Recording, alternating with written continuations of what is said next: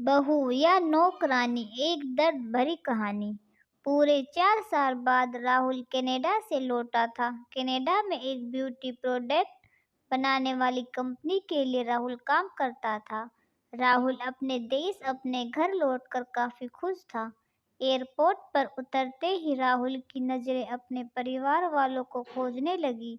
जल्द ही उसे अपने माँ बाप, भाई भाभी, बड़ी बहन और खुद की 3 साल की बच्ची भी एयरपोर्ट पर खड़े नजर आई, लेकिन उसकी नजरें मनीषा को खोज रही थी।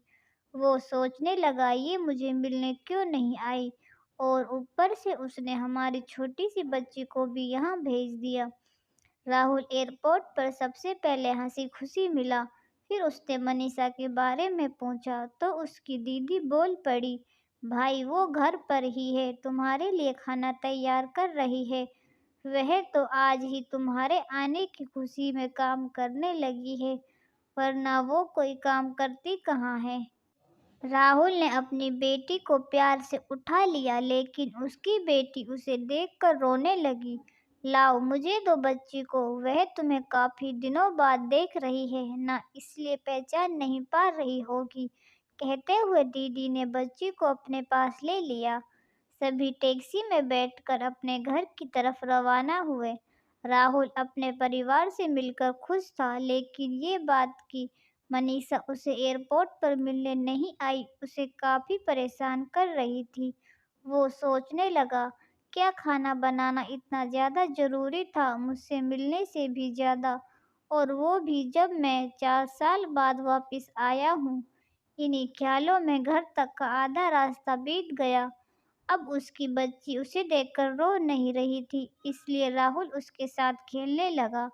बाकी का आधा रास्ता भी खत्म हुआ और सब घर पहुंच गए। गाड़ी की आवाज सुन मनीषा बालकनी में आकर खड़ी हो गई और राहुल की तरफ देखने लगी। राहुल भी जैसे ही गाड़ी से उतरा, उसने सबसे पहले दरवाजे की तरफ और बाद में बालकनी की तरफ नजरें घुमाई, जैसे वह सबसे पहले उसे ही देखना चाहता हो। राहुल से नजरें मिलते ही शोभा के चेहरे पर मुस्कान झलक पड़ी। राहुल भी उसे देखकर हल्के से मुस्कुरा दिया। सभी घर के अंदर गए। मनीषा सबके लिए पानी लेकर आई और सभी को पानी देने के बाद फिर से किचन में चली गई चाय बनाने के लिए।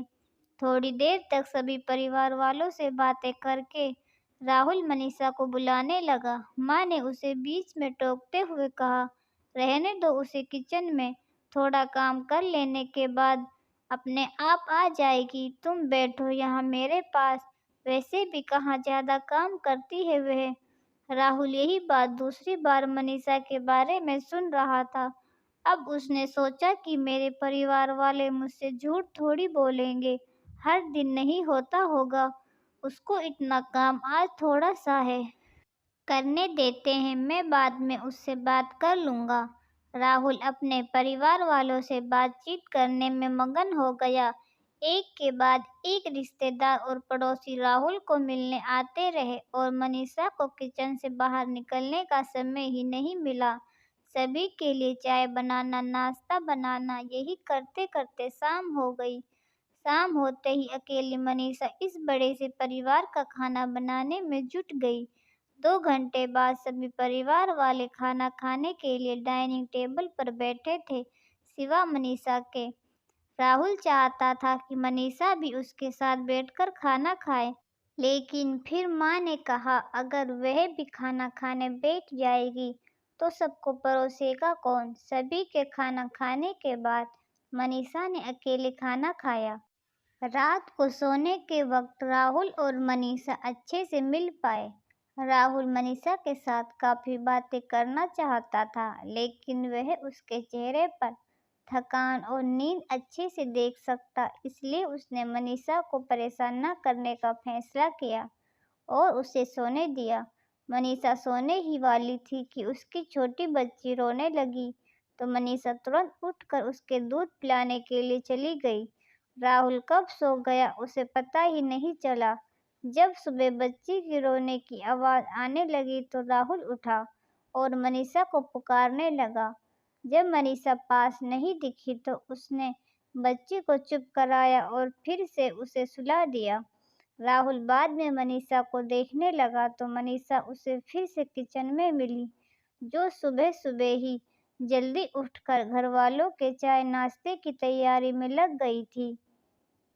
अब राहुल सोचने लगा, माँ और दीदी तो कहती थी कि मनीषा ज्यादा काम नहीं करती, लेकिन जो मैं देख रहा हूँ वो तो कुछ और ही है। राहुल अब सब समझ गया था, पर वो अपनी माँ को ऐसा नहीं बोल सकता था कि मनीषा से ज्यादा काम ना कराए। इसलिए अब उसने खुद ही मनीषा की मदद करना शुरू कर दिया था। राहुल के हाथ बटाने से मनीषा को थोड़ा अच्छा लगने लगा था। पहले जहां उसका चेहरा थकान से उतरा रहता था, अब उस पर थोड़ी थोड़ी चमक आने लगी थी। राहुल ने कुछ दिनों में ही ये महसूस कर लिया था कि मनीषा अब वो मनीषा नहीं रही थी जिसे राहुल शादी करके लाया था। वो तो कोई और थी जो तोते की तरह बोलती थी, और ये राहुल तो बिल्कुल चुप है, गुमसुम है। ऐसा लगता है जैसे किसी के दबाव में हो, किसी डर की वजह से सहमी हुई हो। राहुल मनीषा को उसके काम में और ज्यादा मदद करने लगा। राहुल का ऐसा व्यवहार अब घर वालों को खटकने लगा।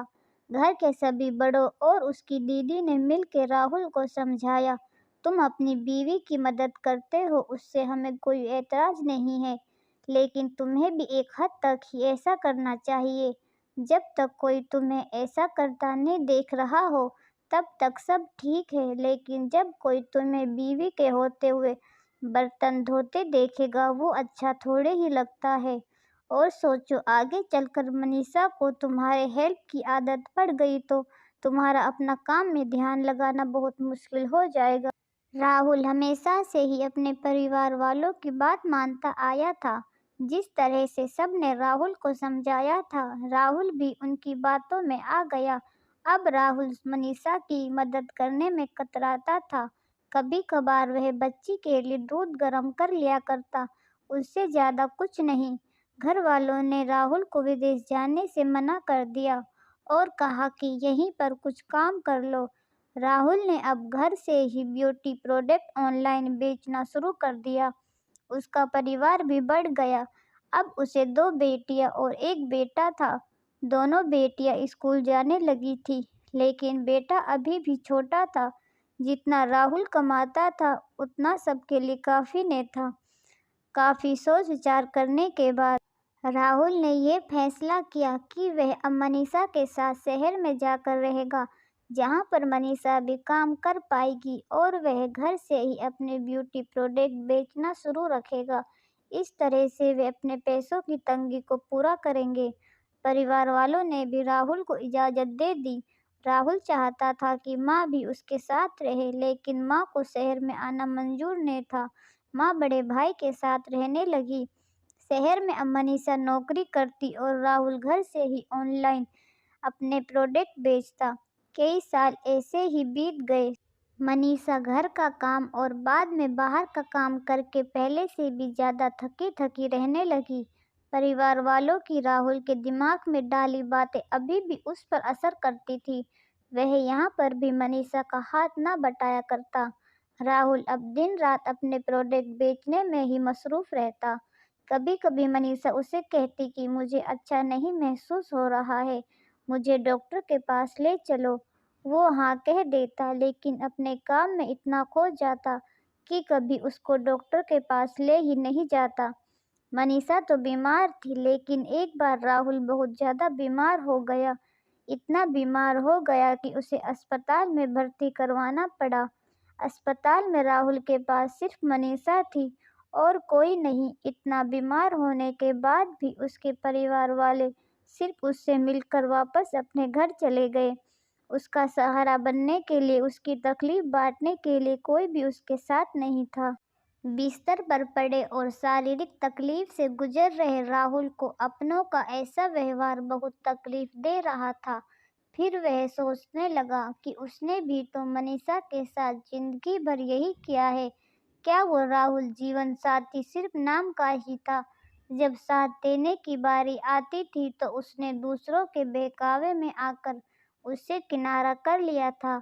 यहाँ तक कि मनीषा के खुद अपने मुंह से कहने के बाद भी उसकी तकलीफ को वो नज़रअंदाज करता आया था। राहुल को अब अपना दर्द मनीषा के दर्द के आगे मामूली सा लगने लगा। उसके दर्द को ना बांटकर उसने बहुत बड़ा गुनाह किया हो ऐसा उसे लगने लगा।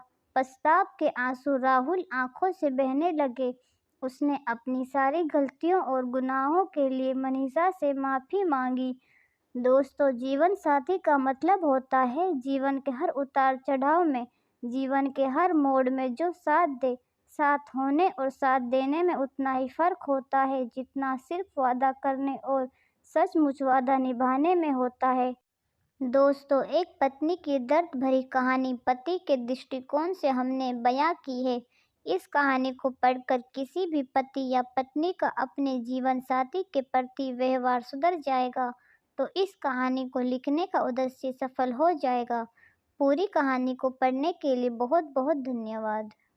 और ऐसी ही कहानियाँ सुनने के लिए हमारे चैनल को सब्सक्राइब करें।